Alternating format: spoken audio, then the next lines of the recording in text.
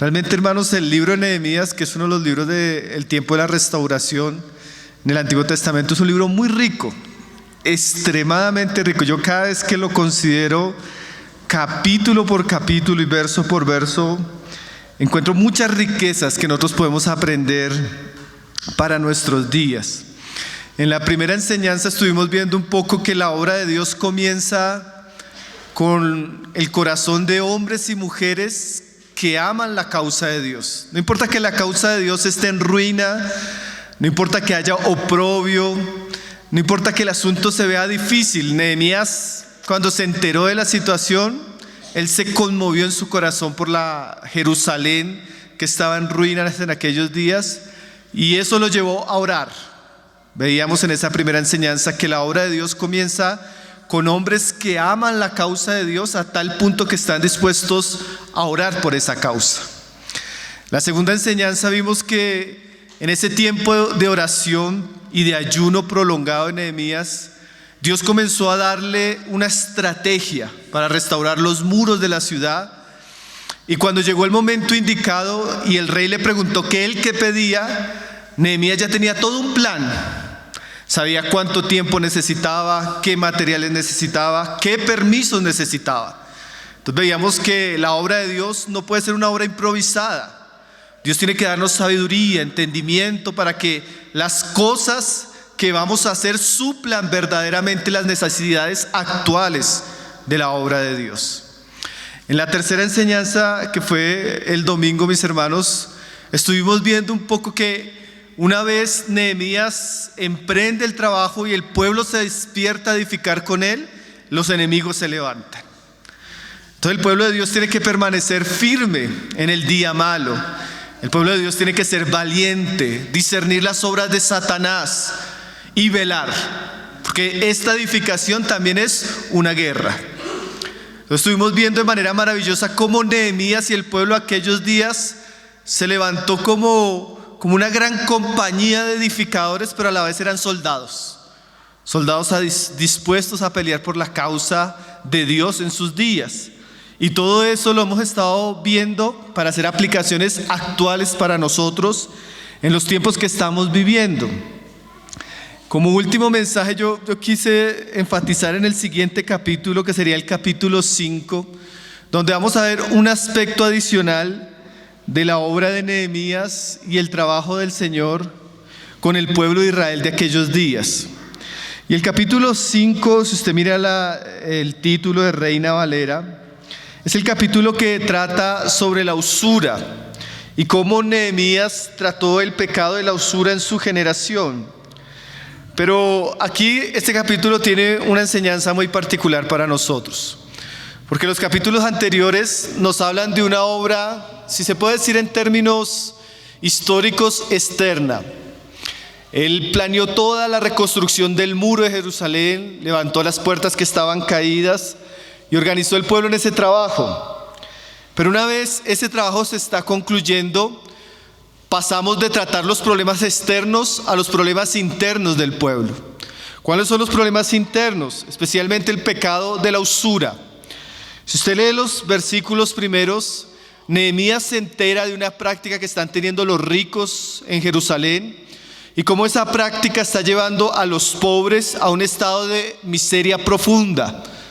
Ellos terminan vendiendo a sus hijos como esclavos, ellos terminan perdiendo sus viñas y terminan viviendo en un estado lamentable. Y en ese estado de pobreza lamentable, algunos del pueblo, unos pocos, se están enriqueciendo. Entonces Nehemías en este capítulo nos va a mostrar cómo el Espíritu de Cristo no solo va a tratar las cosas externas, si lo podemos ver en ese contexto, sino el Espíritu de Cristo va a entrar a corregir la vida del pueblo, la conducta del pueblo, los pecados del pueblo. Pero cuando leamos todo el capítulo, aunque no lo vamos a leer todo, pero sí por lo menos vamos a ver algunos pasajes, nos vamos a dar cuenta que para que el pueblo de Dios pueda tratar el pecado y las malas conductas, tiene que haber integridad, sobre todo integridad en el liderazgo.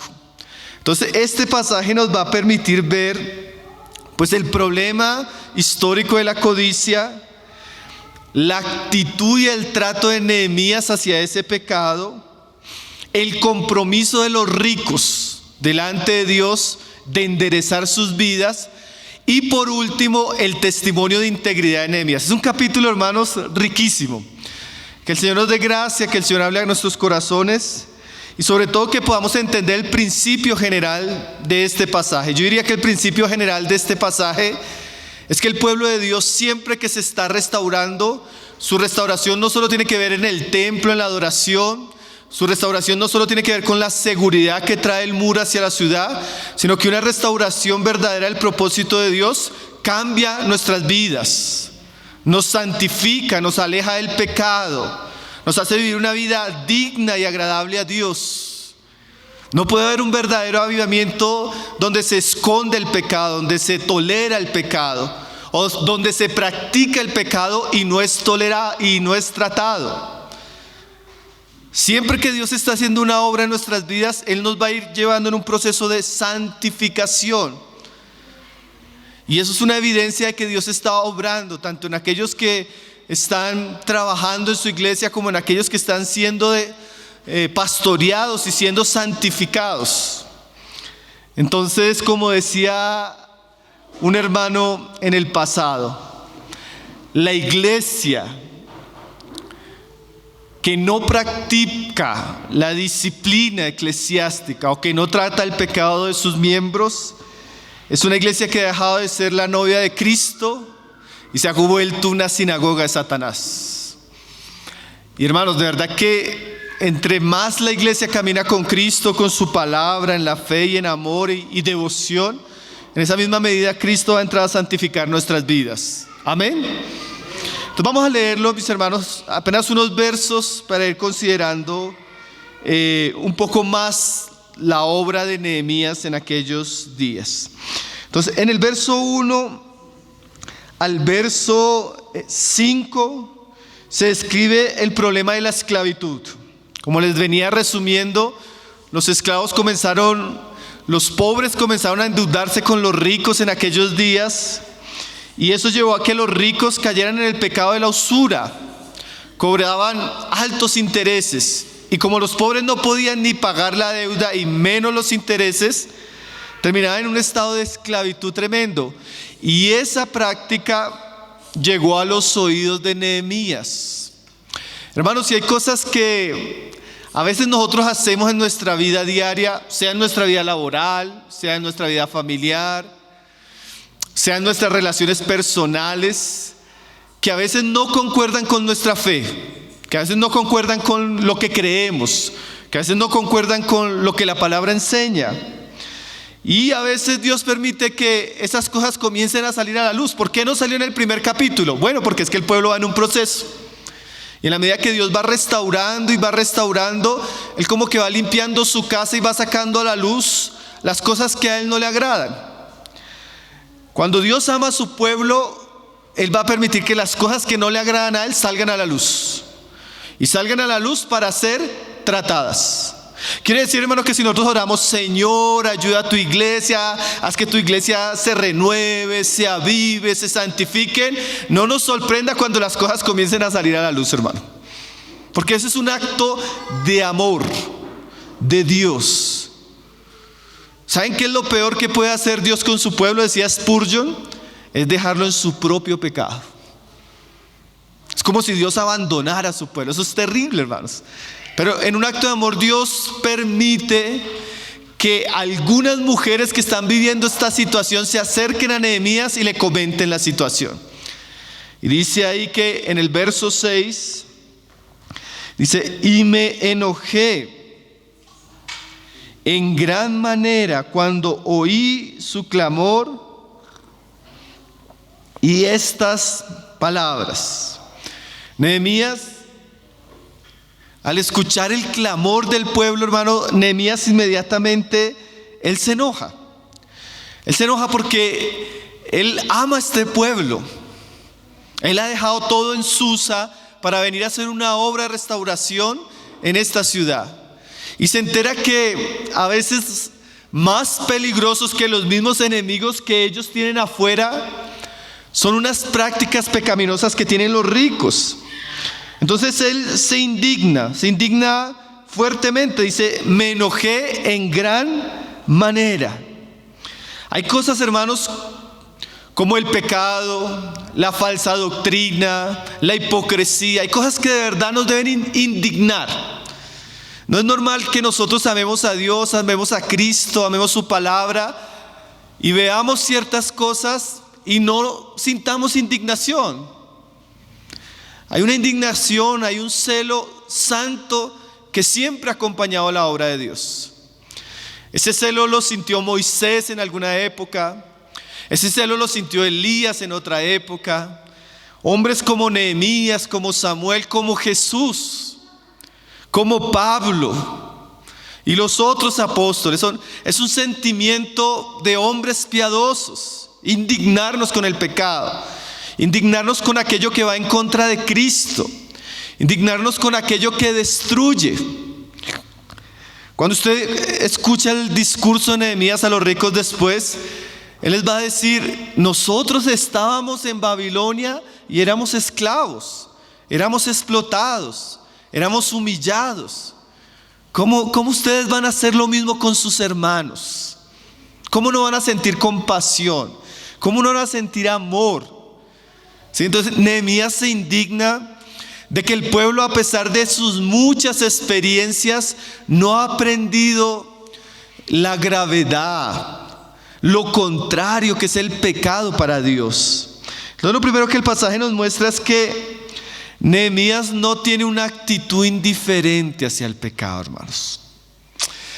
Uno se podría poner a pensar, hermanos, eran los ricos, eran los príncipes.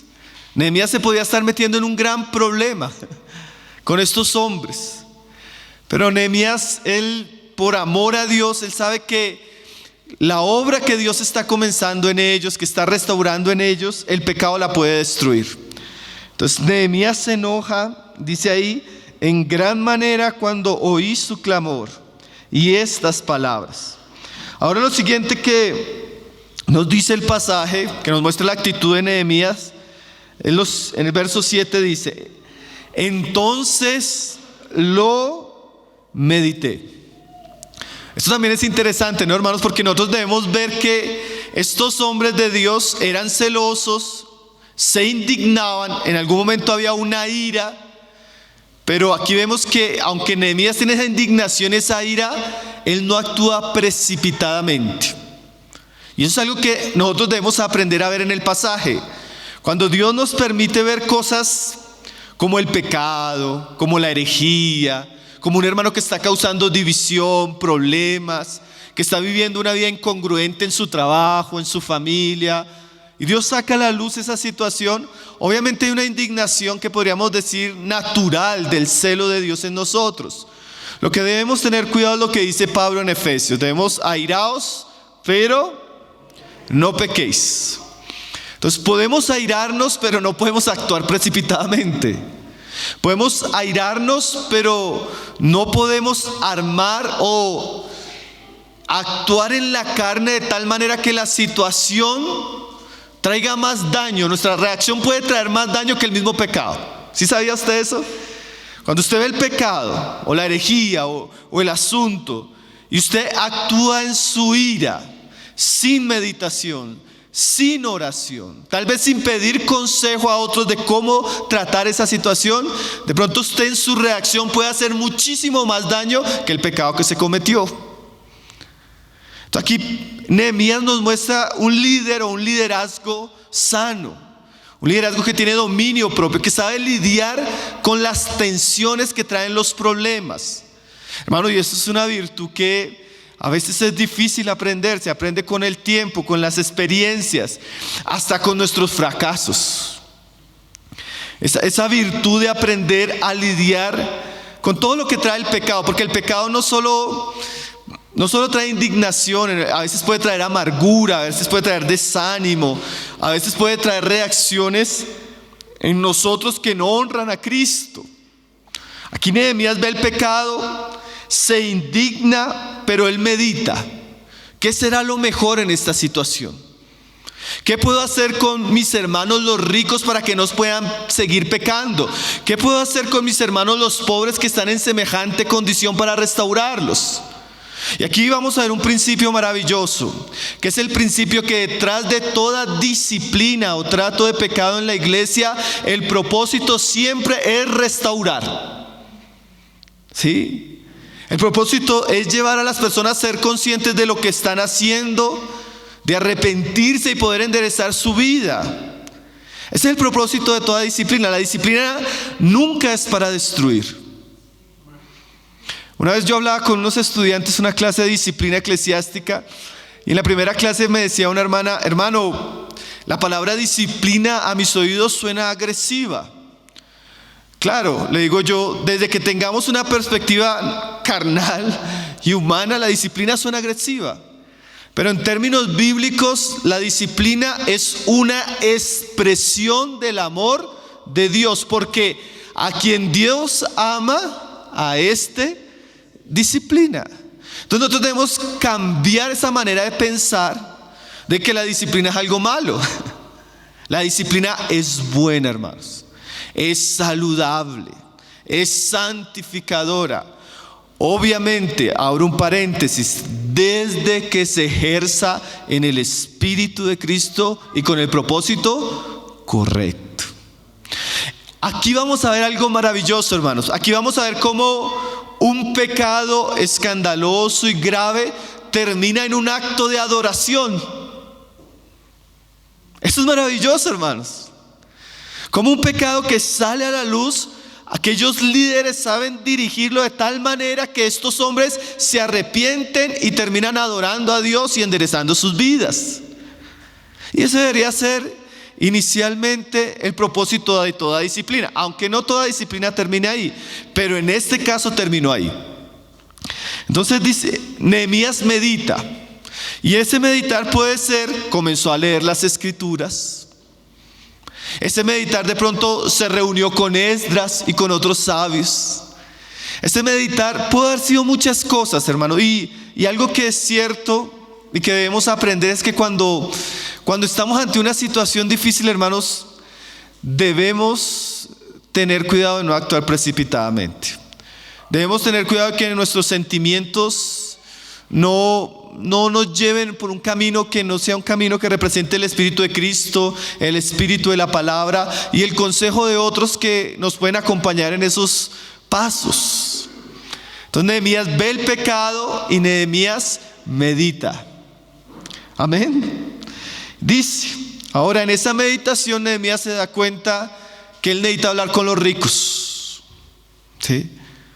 Yo me imagino a Nehemías leyendo el proverbio que dice que es mejor la reprensión hecha que amor en lo oculto. ¿Se han leído esos proverbios? Entonces Nehemías entiende que lo mejor para los ricos, por causa del pecado que ellos están cometiendo, es hablar con ellos. Y hablar de una manera reprendiéndolos, exhortándolos, porque dice ahí: y reprendí a los nobles y a los oficiales, y les dije: exigís intereses cada uno a vuestros hermanos, y convoqué contra ellos una gran asamblea. Hermanos, esa palabra reprender en el griego da la idea de señalar el error, la culpa o el pecado con el fin de corregir el comportamiento. Es una palabra que implica firmeza. O sea, Nehemías no fue liviano en estos asuntos. Hermanos, y hay cosas con las que nosotros no podemos ser livianos. El pecado es el pecado. Las cosas que son contra Cristo, contra la santidad de Cristo, contra la doctrina de Cristo, contra la iglesia, su unidad, son cosas que debemos reprender de manera firme. Hay cosas que podemos ser tolerables. La Biblia nos enseña que hay asuntos en los que podemos soportar a los débiles, respetar las conciencias, pero hay cosas que definitivamente no se pueden tolerar. Alguien decía que hay 3 cosas que no se pueden tolerar en la iglesia. Yo creo que las he estado mencionando. Primero, el pecado cuando sale a la luz. Segundo, la herejía. Hermano, son cosas que en la iglesia no se pueden tolerar. Especialmente la herejía cuando ataca los asuntos fundamentales de nuestra fe. Y tercero, la división en una iglesia. Todo espíritu, práctica o hermano que esté promoviendo división tiene que ser exhortado. Esas son cosas que se concluyen de varios pasajes del Nuevo Testamento. Entonces Nehemías medita en el asunto, considera que eso es pecado y considera que eso es digno de ser tratado. Ahora, él confronta a los ricos, pero convoca una gran asamblea. Y él va a tratar especialmente esto en la asamblea. Y les dice ahí en el verso 8, y les dije: nosotros, según nuestras posibilidades, rescatamos a nuestros hermanos judíos que habían sido vendidos a las naciones. Y vosotros vendéis aún a vuestros hermanos, y serán vendidos a nosotros. Y callaron, pues no tuvieron que responder. O sea, el pecado de ellos era un pecado, hermanos, injustificable. Ellos estaban haciendo lo mismo que había hecho Babilonia con ellos. Babilonia había tomado a Israel, lo había llevado esclavo y había vendido a los hijos de Dios como esclavos. Y ahora, después de ellos volver, ellos estaban volviendo a tomar a sus hermanos como esclavos y vendiéndolos. Es que parece como increíble, ¿no, hermanos? Cómo ellos pudieron llegar a semejante descaro, semejante ambición, semejante egoísmo.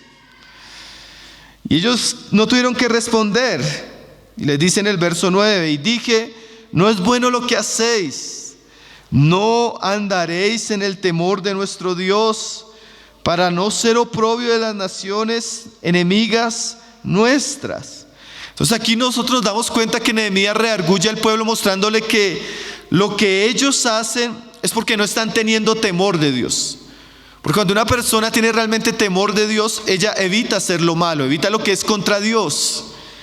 Y al no tener temor de Dios, ellos hacían cosas que hacían que el nombre de Dios fuera blasfemado en las naciones. Se volvían oprobio a las naciones enemigas. Entonces mire lo que les dice Nehemías a ellos. Verso 10. También yo y mis hermanos y mis criados les hemos prestado dinero y grano. Quitémosles ahora este gravamen. Os ruego que les devolváis hoy sus tierras, sus viñas, sus olivares y sus casas, y la centésima parte del dinero, del grano, del vino y del aceite, que demandáis con ellos como interés. Entonces, una vez los reprende, Nehemías no solo les reprende, hermanos, no solo les dice que lo que están haciendo es falta de temor a Dios, sino que les da un camino de restauración. Y eso es algo que nosotros debemos aprender. Nosotros no solo debemos confrontar el pecado. Esa es una parte. Cuando nosotros nos acercamos a una persona, a una familia, a una iglesia que está en una situación pecaminosa o de error doctrinal, o que está en un asunto que no agrada a Dios, eso tiene que ser señalado. Y el pecado tiene que ser expuesto para que la persona se dé cuenta de la condición en la que se encuentra. Pero parte del proceso de restauración no es solo mostrar el pecado, sino mostrar un camino por el cual la persona puede restaurar su andar delante de Dios. Obviamente en este caso era el perdón de la deuda, era quitar los intereses. Pero cada caso, como decía alguien, es un caso. Y en cada caso nosotros vamos a tener que considerar la situación, el mal y lo que debería ser un verdadero arrepentimiento en esa situación. Eso es lo que ustedes recuerdan que hizo, por ejemplo, Juan el Bautista. Cuando vinieron a él y él les decía, generación de víboras, ¿quién nos enseñó a oír? Y yo le preguntaba, entonces, ¿qué haremos? ¿Ustedes recuerdan? Dice, tiene 2 túnicas, dele una al pobre. Si usted cobraba abusaba y cobraba soborno como soldado, ya no cobre más. ¿Sí? La Biblia no solo nos señala que estos hombres trataban el pecado, sino la Biblia nos señala que ellos también de alguna manera establecían los pasos para el arrepentimiento. Entonces, ¿qué tengo que hacer, hermano? Bueno, pídale perdón a su esposa. ¿Sí? Abandone a esa mujer. No le vuelva a contestar llamadas. Un ejemplo, ¿no, hermano? Entonces, ¿qué debo hacer, hermano? Bueno, realmente como usted enseñó esa herejía en la iglesia, mi hermano, usted va a tener que retractarse. Que eso no es el evangelio de Cristo, que eso atenta contra nuestro fundamento de nuestra fe. Son solo ejemplos, ¿sí? Que de pronto la manera como usted hizo el negocio con el hermano no estuvo bien, va a tener que pedirle perdón, va a tener que devolverle dinero. Hermanos, arrepentimiento sin obras no es arrepentimiento. Arrepentimiento sin frutos no es verdadero arrepentimiento. Entonces no es solo que confrontemos el pecado, debe haber una gracia, una sabiduría de Dios, que la vemos aquí en el caso de Nehemías, de mostrar a las personas cómo pueden restaurar su camino, cómo pueden volverse a Dios, cómo pueden remendar las consecuencias de lo que hicieron. Eso es un asunto, hermanos, que no es tan sencillo. De por sí, confrontar a una persona en el pecado no es fácil. Se requiere amor, se requiere firmeza, se requiere temor a Dios, y también se requiere compasión por la persona. Y después de que se habla y la persona de pronto entra en razón y escucha, ayudarla a ser libre de eso todavía es un trabajo, hermanos.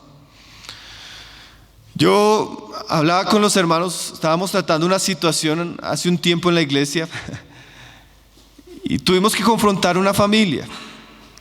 Y después de confrontar la familia y de hablar, esas reuniones que son pesadas, delicadas, donde uno queda con mucha carga, gracias al Señor la familia a los días reaccionó, se nos acercó y los hermanos dijeron: ¿qué debemos hacer? Y comenzar a explicar qué deberían hacer nos tardó tal vez 6, 7 reuniones después.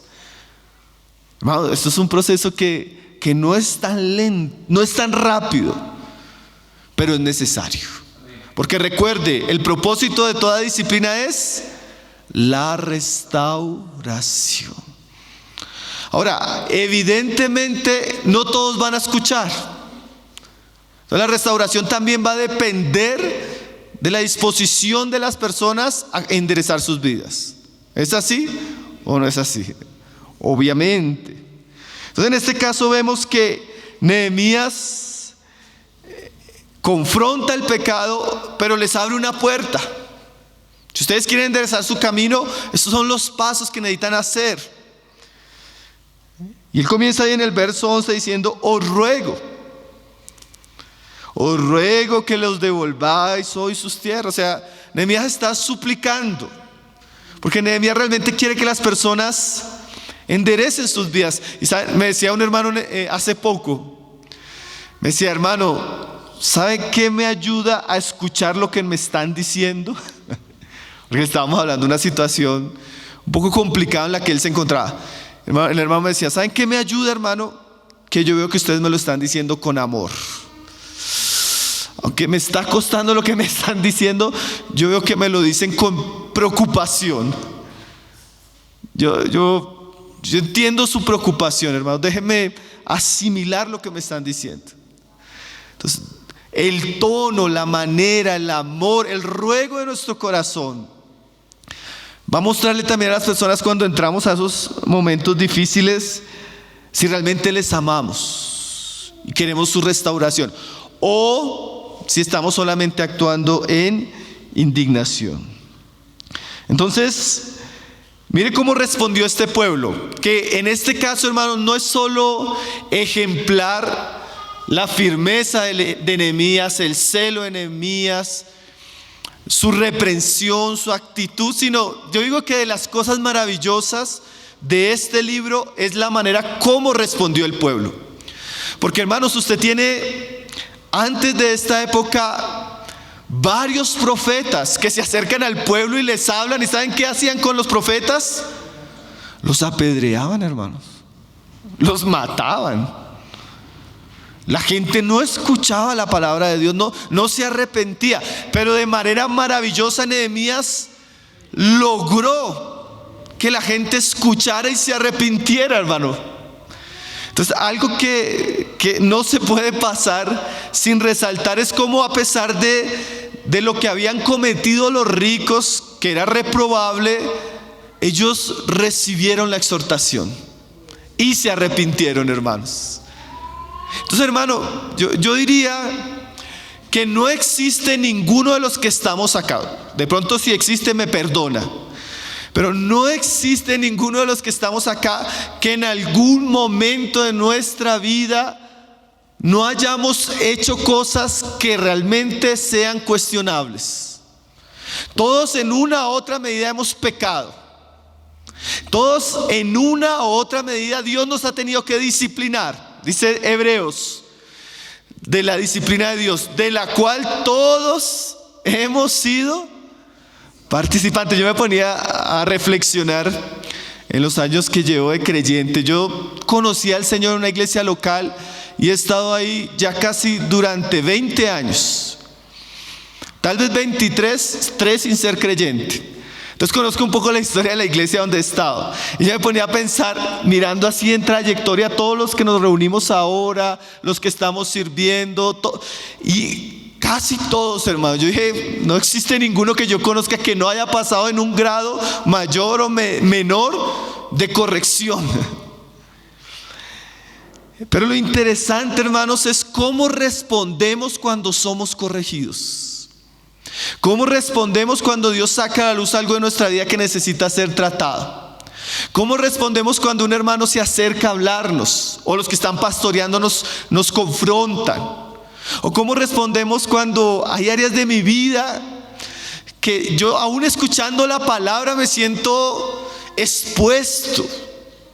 Bueno, esto es un gran ejemplo de cómo deberíamos responder a la palabra de Dios. Dice el verso 12: y dijeron, lo devolveremos y nada les demandaremos, haremos así como tú dices.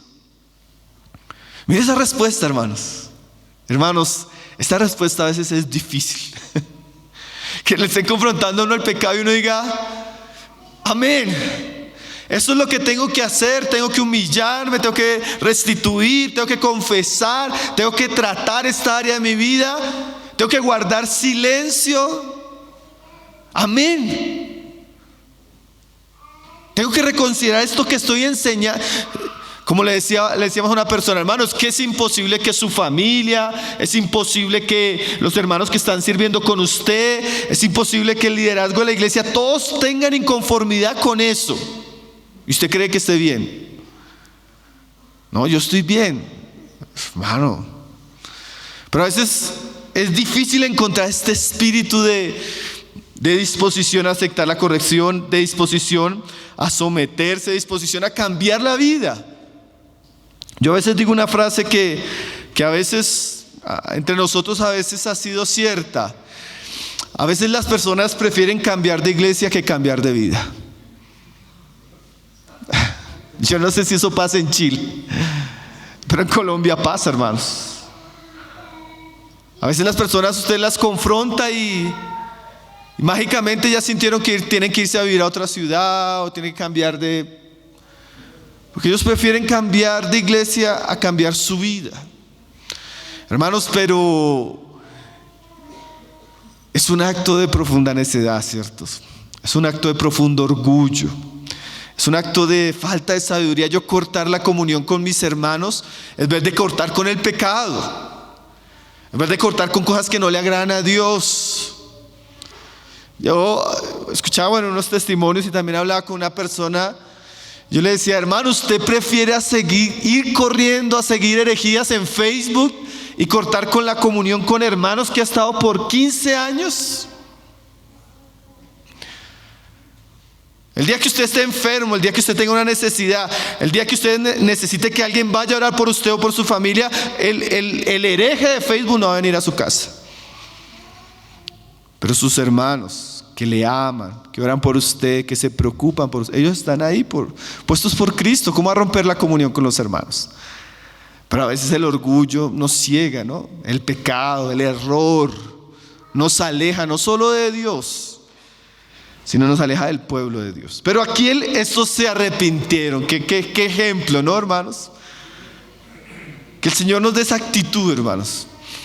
Cada vez que Dios quiera tratar algún área de nuestra vida, que podamos responder primeramente a Cristo, a su palabra, a la comunión de hermanos donde Dios nos ha puesto de la manera correcta, a aceptar las medidas necesarias, a humillarnos, a acatar. Mire lo que dice ahí el pasaje. Dice, haremos así como tú dices. Pero mire que el asunto no quedó ahí, mi hermanos. Es que Nehemías, hermano, en estos asuntos, hermano, de verdad que él tiene muchos principios que nos enseñan cosas preciosas. Dice ahí, entonces convoqué a los sacerdotes y les hice jurar que harían conforme a esto.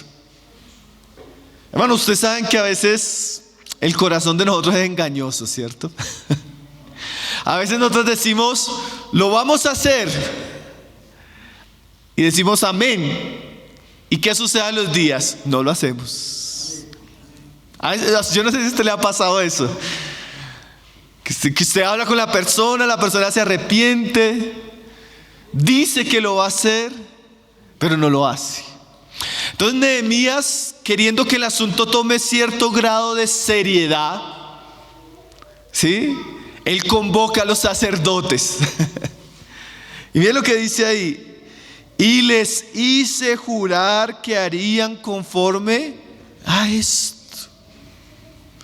Hermanos, a veces las personas tienen que entender que cuando Dios nos llama al arrepentimiento, ese arrepentimiento debe involucrar un compromiso serio. No son solo palabras.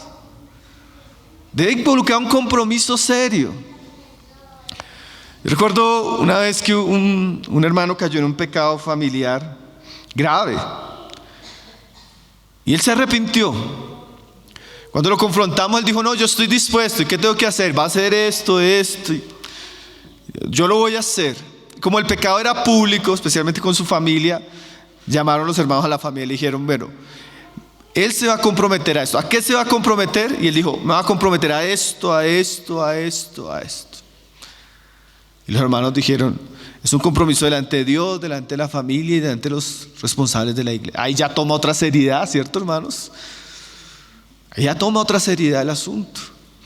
Entonces, Nehemías nos muestra que independientemente cómo eso se aplique en una circunstancia particular entre nosotros, cuando hay compromisos delante de Dios, compromisos de arrepentimiento, deberíamos procurar que esos compromisos se cumplan. Se cumplan. Hace un tiempo, la ventaja es que los hermanos no conocen mucho y no estoy dando nombre. ¿No? Tuvimos una situación con un hermano que se reunía con nosotros y la situación fue fea, hermanos, fea, difícil. El asunto es que al hermano no se le permitió compartir más la palabra. Entró en un proceso de disciplina. Tuvimos que llamar a varias iglesias que no lo podían recibir a escuchar la palabra. Hermano, ¿acepta eso? Sí, yo me voy a humillar. A los días nos llaman, hermano, imagínese que aquí llegó fulano. Partimos el pan y que tenía una palabra y terminó predicando. Así somos, ¿no? A veces, sí, pero cuando ya... Hermanos, realmente cuando... ¿Usted ha escuchado ese lenguaje del Nuevo Testamento que cuando dice la palabra que todo lo que atéis en la tierra será atado en los cielos? Y el contexto es que cuando la iglesia confronta el pecado y la persona no se arrepiente y la iglesia toma medidas, esas medidas que se toman aquí en la tierra son medidas que trascienden al cielo. Quiere decir que Dios toma en serio, hermanos, a su iglesia, el juicio de su iglesia.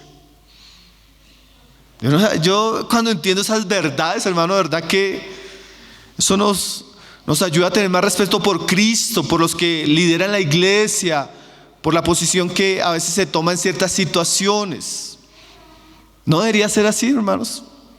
Yo creo que el ejemplo de Nehemías nos muestra un poco eso. Entonces dice, y les hice jurar que harían conforme a esto.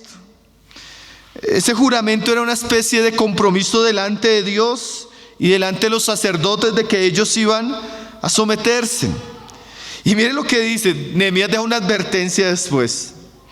Además sacudí mi vestido y dije, así sacuda Dios de su casa y de su trabajo a todo hombre que no cumpliere esto, y así sea sacudido y vacío. Ahora, hermanos, si usted mira la advertencia y todo lo que está haciendo Nehemías, a usted le parecería demasiado severo. O a veces a nosotros esas cosas nos parecen como muy del Antiguo Testamento. Pero yo a veces podría pensar, hermanos, que nunca es demasiado severo cuando por amor a Cristo, por amor a su iglesia, por amor a una familia, por amor a un hermano, tomamos las suficientes medidas para ayudarlo a abandonar el pecado. Nunca es demasiado severo. Todo lo que podamos hacer por amor a una persona que voluntariamente quiere seguir a Cristo, deberíamos hacerlo. Yo recuerdo un hermano diciéndole a otro: hermano, si yo tengo que acompañarte a la universidad todos los días para evitar que estés con malas compañías y sigas consumiendo vicio, lo voy a hacer. Y lo hizo, hermanos. Usted puede pensar un hermano que se fue durante 2 meses a acompañar a otro hermano a la universidad para guardarlo de la tentación y las malas amistades. ¿Eso qué es? Amor. Eso es amor, ¿no? No, yo estoy dispuesto a estar contigo, a orar contigo. Todas las veces que te entre el deseo de ver pornografía, llámame, yo voy a tu casa, yo oro contigo. Yo estoy para apoyarte, no quiero que vuelvas a hacerlo. ¿Quién hace eso, hermanos? Alguien que ama, ¿no? Todas las veces que estés en crisis con tu matrimonio, llámanos, vamos a ir, vamos a orar, hermanos, nosotros debemos estar dispuestos a hacer todo lo que esté a nuestras manos por ayudar a aquellos que quieren ser libres y quieren vivir una vida agradable al Señor. ¿Qué nos impide ayudar que la persona no quiera? Y escúcheme esta frase: ninguna iglesia, ni liderazgo, ni comunión es suficiente para restaurar a alguien que no quiere ser restaurado. No sé si se entiende la idea. Ninguna iglesia, liderazgo, consejo es suficiente para restaurar a alguien que no quiere ser restaurado. Pero para aquel que quiere ser restaurado, debemos invertir todo nuestro tiempo. Y a veces tenemos que exhortarle. A veces, en estos días hablaba con un hermano en otra ciudad de donde yo vivo. Le decía: hermano, entiendo lo que estás viviendo. Mi consejo para ti es este. De mi boca no va a salir nada, a menos que me vuelva a enterar que lo vuelves a hacer. Si yo me vuelvo a enterar que tú vuelves a hacer eso que me estás contando, yo mismo voy a ir a hablar con tu familia. O sea que ten cuidado cómo vas a conducirte aquí en adelante, y espero que seas sincero con lo que vas a hacer. Amor, cuidado, también tiene que advertírsele a las personas, ¿cierto, hermano? La seriedad del pecado, las consecuencias y lo que puede dañarlo a él. Y a veces son esas advertencias firmes, amorosas, las que nos han guardado de seguir adelante, ¿no? Ahora, hermanos, mire cómo todo esto termina en algo precioso. Entonces dice ahí, después de las frases de Nehemías: y respondió toda la congregación, amén. Miren, hermanos, que esto no solo fue una lección para los ricos. ¿Para quién fue una lección? Para toda la congregación. Porque piense que Nehemías hizo esto. Confrontó a los ricos se arrepintieron, llamó a los sacerdotes y a toda la congregación, y pasaron los ricos adelante. Se van a comprometer a devolver a los pobres y los ricos dijeron amén. Entonces imagínense la alegría de los pobres y de todos los que estaban endeudados. Eso fue un acto ¿de qué? De restitución, hermanos. Entonces cuando existen esos actos de arrepentimiento, de restitución, de las personas tratan su pecado. Eso trae alegría, ¿cierto, hermanos? Dice amén. Y miren lo que sucedió, dice ahí: y alabaron a Jehová, y el pueblo hizo conforme a esto. O sea que un pecado, un asunto que había traído tristeza, dolor, oprobio, vergüenza, tratado de manera sabia, amorosa y firme, no solo alejó a los ricos del pecado, sino restituyó a los pobres en su situación, y por último trajo gloria a Dios, trajo alabanzas, trajo enseñanza. Entonces el problema muchas veces no es que aparezca el pecado. El problema es que a veces aparece el pecado y no sabemos tratarlo, o lo sabemos tratar pero las personas no se arrepienten. Pero cuando aparece el pecado se trata de una manera sabia, amorosa, firme, y las personas aceptan la disciplina como de parte de Dios y se comprometen a vivir delante de Dios. Eso trae ¿qué? Gloria, hermanos. Eso fortalece a la iglesia. Hermanos, cuando hay iglesias que pasan crisis por doctrina, crisis por pecado, y los hermanos saben tratar esos asuntos, esa iglesia después de esa experiencia no es la misma iglesia. Es una iglesia que se fortalece, es una iglesia que se santifica, es una iglesia que crece en el temor de Dios, es una iglesia que crece en santidad, en celo. Entonces, esos procesos que a veces no son tan agradables en un comienzo, con el tiempo dan fruto, porque la Biblia dice así, que la disciplina a los que de ella han sido hechos partícipes da fruto. Hermano, yo puedo decir que yo doy gracias al Señor por las jornadas que Él tuvo que tratar asuntos en mi vida, y que fue doloroso, fue vergonzoso, pero hoy agradezco esos tiempos. No solo de manera personal, nosotros hemos tenido jornadas, hermano, donde hemos llorado como iglesia. Hemos quedado cojos en muchos aspectos, porque aquellos que nos ayudaban en esto, en aquello, entraron en procesos de quedar parados. He pasado procesos familiares vergonzosos. Pero con el tiempo uno se da cuenta que la disciplina de Dios es buena. Da fruto. Aquellos que han sido participantes, aquellos que la soportaron, porque la Biblia dice también: hijo mío, no menosprecies la disciplina del Señor, ni desmayes cuando eres reprendido por Él, porque a todo el que soporte y atiende esa disciplina, Dios lo recibe como a hijo. Entonces, hermanos, sí o sí, cuando Dios va avanzando su obra y hay necesidad, Dios va a sacar a luz cosas que van a tener que ser tratadas. Ahora, algo maravilloso, hermanos, que me parece una de las cosas más tremendas del cierre de este capítulo, con lo cual quiero ir finalizando, es que en medio de estas situaciones, Nehemías, él da un testimonio de su integridad. Muchos comentaristas entienden que el libro de Nehemías lo escribió Esdras. Y Esdras toma de alguna manera algún tipo de registro. Algunos llegan a decir que prácticamente era como un tipo de diario de Nehemías, que toma Esdras como fuente para escribir el relato de lo que sucedió en los días de Nehemías. O sea, Esdras cita el diario de Nehemías en su libro, en este que nosotros conocemos como Nehemías, pero que el autor es Esdras. No sé si los confundí. No se me confunda, pero el libro es Nehemías, pero fue escrito por Esdras. Y Esdras toma posiblemente parte del diario de Nehemías.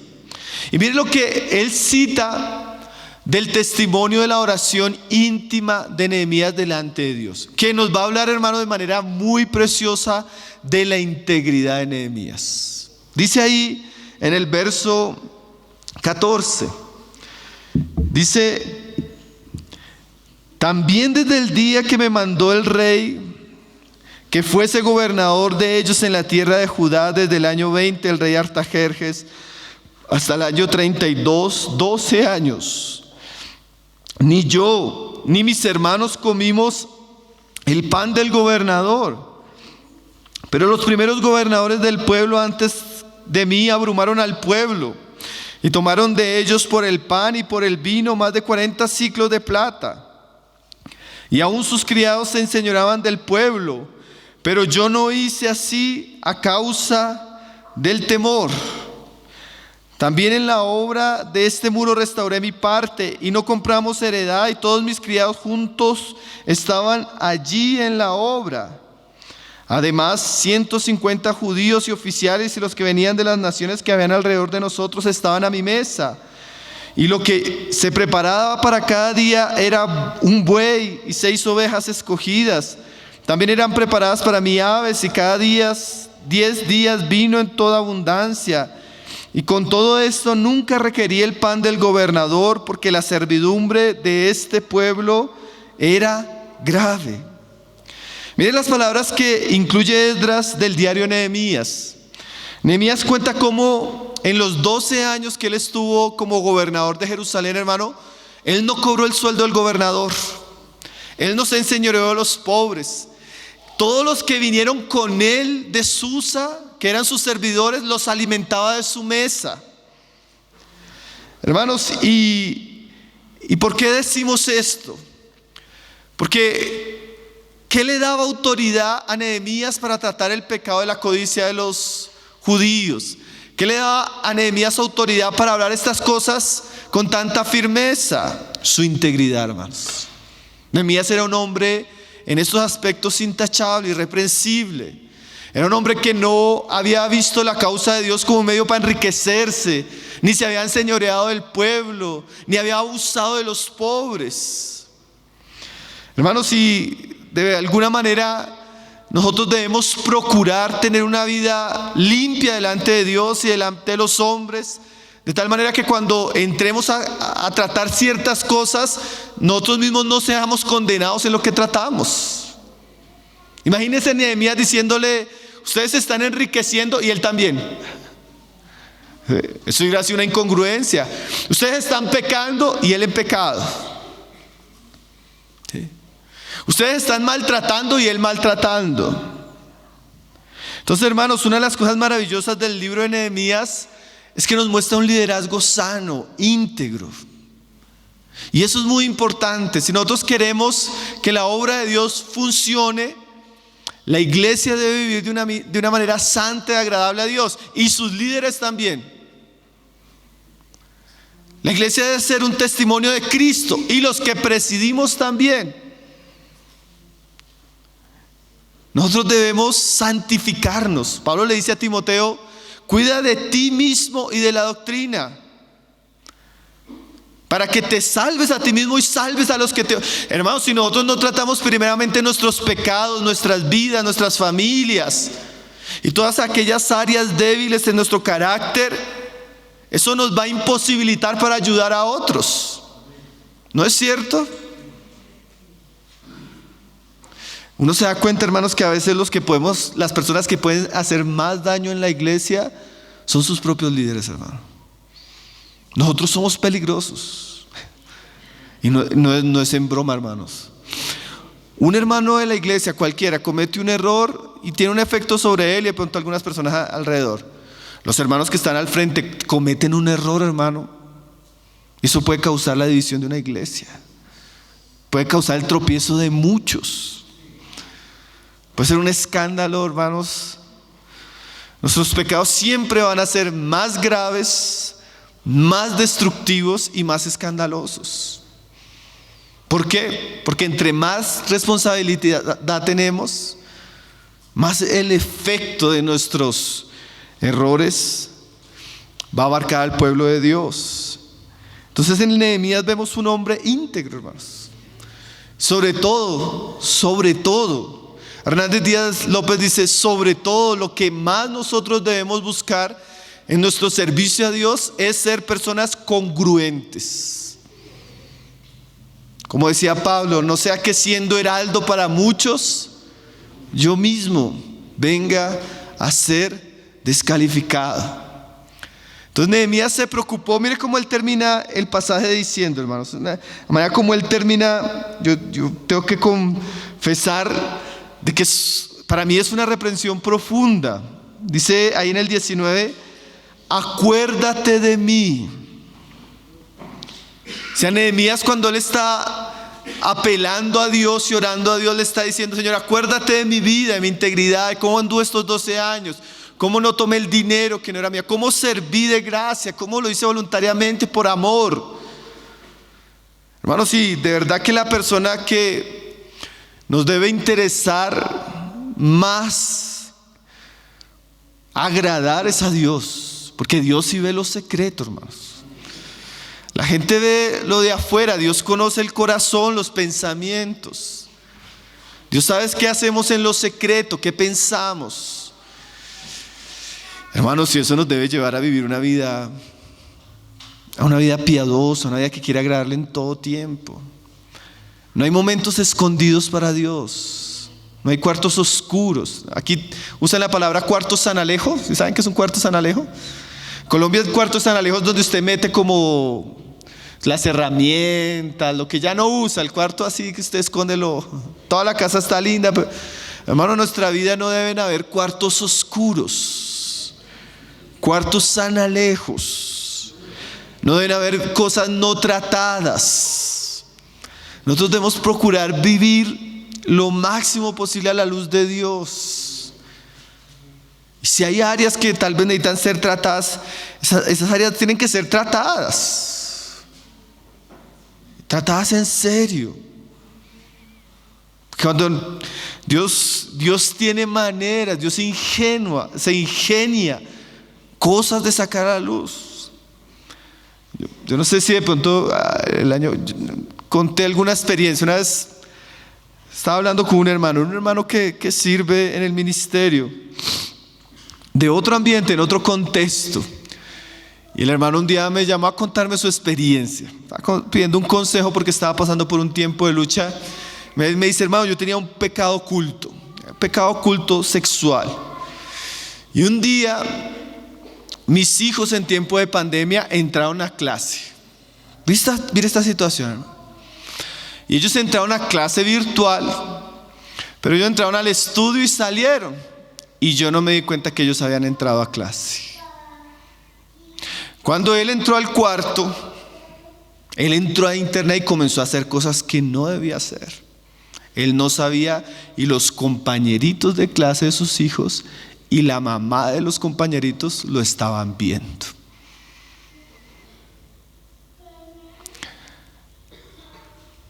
Él salió como si no hubiera pasado nada. Llevaba años haciéndolo, hermano. Años haciéndolo. Y al momento él recibió una llamada de una de las mamás de los compañeritos del colegio del niño. Usted puede imaginarse la vergüenza, hermano. Yo le decía: hermano, eso fue un acto de amor de Dios. Eso fue un acto de amor de Dios, que en su buena voluntad quiso sacar a la luz ese pecado para tratarlo. Porque Dios se santifica en los que a Él se acercan. Y si nosotros queremos servirle a Dios, hermano, Dios va a tener que tratar y limpiar nuestras vidas. ¿No es así, hermanos? Con el tiempo Dios usó eso, sacó eso a la iglesia, los hermanos lo pusieron en un tiempo de trato, Él aceptó eso. Y en otra medida está sirviendo ahora a Dios. Gracias a Dios sucedió lo de los ricos, ¿no? Se arrepintió, trató su pecado y Dios lo ayudó. Pero hermanos, nosotros debemos procurar vivir una vida de integridad, procurar andar como es digno del Señor. Si nosotros queremos que Dios bendiga su obra, su iglesia y nuestro servicio, debe haber integridad. Y termina Nehemías diciendo: acuérdate de mí para bien, Dios mío, y de todo lo que hice por este pueblo. ¿Saben qué alguien decía de esa oración final? Esa es la oración final de una conciencia limpia.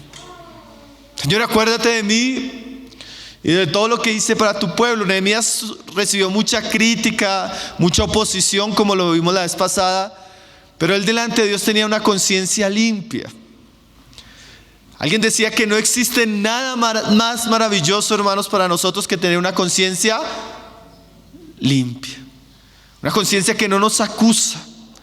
Una conciencia de decir: Señor, lo que me has dicho, lo que me has pedido, lo que he necesitado tratar, Señor, lo he hecho y lo sigo haciendo, Señor.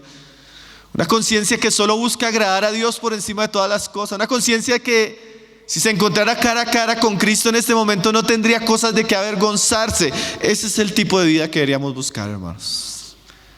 Una vida íntegra, una vida pura, una vida que es conforme al supremo llamamiento que hemos recibido de Cristo Jesús. Entonces, hermanos, si nosotros queremos que la obra de Dios avance, estos ingredientes tienen que surgir en medio del pueblo. Tiene que haber amor, celo, santidad, firmeza con ciertos asuntos. Y por otro lado tiene que haber arrepentimiento, trato de nuestros pecados, compromiso. Con estos ingredientes, hermanos, la obra de Dios va a tener un color bien diferente en nuestras vidas, en nuestras familias y en nuestras iglesias. Entonces, tal vez algunos están siendo llamados a caminar en el liderazgo espiritual en medio de la iglesia de Dios, y eso va a requerir de nosotros integridad, vivir una vida honesta delante de Dios y delante de los hombres. Tal vez otros estamos en un proceso donde estamos pasando ciertas jornadas por cosas que hicimos y que necesitamos tratar. Bueno, trate con ese pecado, sométase a Dios, sométase a la iglesia. Dice la escritura que el que se humilla va a recibir gracia. Puede ser que usted haya hecho cosas, bueno, yo he conocido casos gravísimos de pecados, pero así increíbles. Pero cuando las personas se humillan, tratan el pecado y toman en serio el enderezar sus vidas, con el tiempo Dios hace cosas maravillosas, hermano. Entonces, no sé cuál sea la situación de cada uno de los hermanos que están acá, pero si Dios está tratando en su vida algo, hágalo con todo corazón, con toda humildad, y va a ver el resultado y el fruto aún de cosas que en un tiempo nos trajeron tristeza. Entonces, hermanos, aquí cerramos un poco las meditaciones que hemos hecho estos días del libro de Nehemías. Tal vez, como dije hace poco, tal vez los dejo antojados de poder seguir estudiando el libro de Nehemías más profundamente. Un libro maravilloso, un libro con mucha riqueza y mucha enseñanza para nosotros. Entonces vamos a dar gracias al Señor por su palabra.